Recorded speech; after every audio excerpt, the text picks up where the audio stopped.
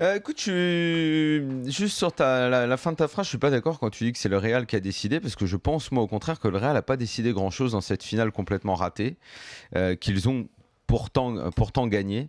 Parce que même quand ils ont été très bons, en gros, du début du match jusqu'à la 35e, ce qui fait quand même quasi un tiers du match, dans cette partie-là où techniquement ils maîtrisent, où collectivement ils sont au-dessus, on sent que c'est l'Atlético qui rate ce début de finale en étant ce que je m'attendais pas à un jour voir un Atlético timide, mais en étant malmené, méconnaissable. Voilà. Dans l'intensité, dans l'impact, ils faisaient pas ce qu'ils ont fait psychologique, je pense qu'ils ont raté l'entrée dans cette finale et que c'est à ce moment-là, parce que moi je regardais, je disais alors est-ce que le Real est vraiment très très fort à ce moment-là ou est-ce que c'est l'Atlético qui ne réussit aucunement son pressing, dont les individualités, quand le collectif est pas rodé, semblent moins, et le sont moins fortes que celles d'en face.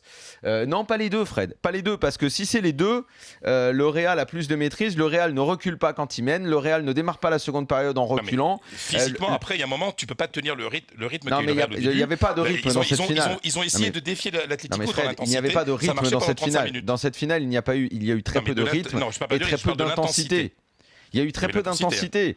Je pense que c'est des équipes qui ont l'habitude de jouer plus souvent. Je crois que les 15 jours sans match, ça leur a mis un peu la tête dedans. C'est intéressant ce que tu dis, ouais. C'est possible. Je pense que il y a longtemps qu'on n'avait pas eu une finale avec aussi peu de rythme. Elle était intense peut-être psychologiquement, parce qu'une finale laisse toujours des traces dans le corps, mais dans le rythme, ces deux équipes-là nous habituent habituellement, surtout l'Atlético, à tout autre chose au niveau du pressing, au niveau de l'intensité. Et je crois que c'est l'Atlético qui a été pas bon au départ, qui a repris le dessus en seconde période, qui a dicté cette rencontre, qui même dans sa prolongation où le Real est cramé, ils ont la moitié des joueurs qui sont sous crampe, l'Atlético n'a pas réussi à passer au-dessus. Donc je crois que c'est l'Atlético qui a eu les cartes en main finalement, des mauvaises cartes, puis des bonnes cartes, et qui est passé à côté de son sacre attendu, parce que perso, j'aurais aimé que ça change, parce que voilà, le Real, 11 fois, une de plus, une de moins, je pense pas que ça leur aurait fait autant de mal que ça fait ce soir du mal aux supporters de l'Atlético.